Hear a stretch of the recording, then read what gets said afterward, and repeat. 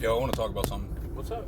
What's up with your martyr complex and twisting and view of things being this idea that I'm going to be undiligent or do sloppy work or be gone and quit? And I noticed that it's with everybody that way. It's your first assumption, and I don't really like it. I don't know what you mean.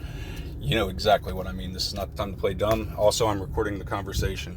Okay, you can record whatever you want. I know, I have to by Florida state law to let you know. So I just want to understand what's up with the martyr complex and what's up with you framing things in a nature that makes it seem as though people around you, myself, when you're there at that last job, are not going to do their job or won't be diligent or will be framed in a lazy way. I wasn't saying anything. No, but you say things that infer to it. What, are you going to cut under the check valve, and if it just wasn't there, you just say the valves were bad and lead? What was the point of saying that unless you're in...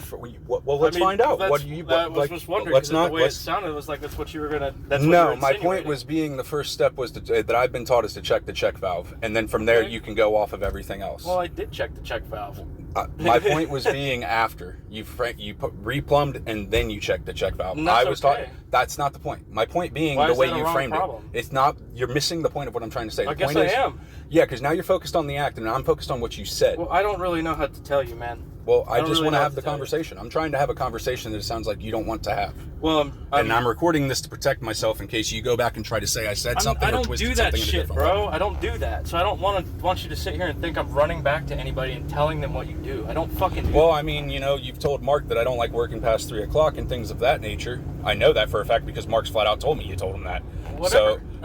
So you do though. So don't sit there and pretend. So don't sit there and pretend that you don't. And then I'm sitting here saying, well, I actually factually can tell you that you do, and I've heard it straight from other people. Okay. And then you say, okay, well, I do. And so I'm just saying, why are you playing both sides of the fence? What's up with the martyr complex? I'm trying to have an adult, cool conversation. I don't have a martyr complex. I don't know what you're talking about. You love to sit there and look like the hero. You call Quillen and tell him, yeah, I got to do this root break till 6 o'clock, and I have no water. Why are you saying stuff like that? What's up with the martyr complex? Why do you got to constantly look like you're falling on the sword for everything and everybody?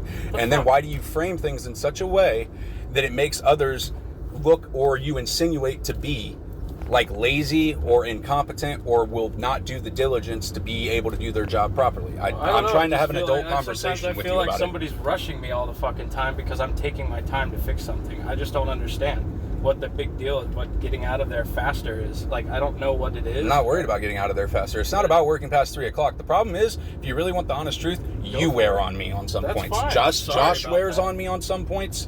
So it ain't about working past 3 o'clock. That's my problem.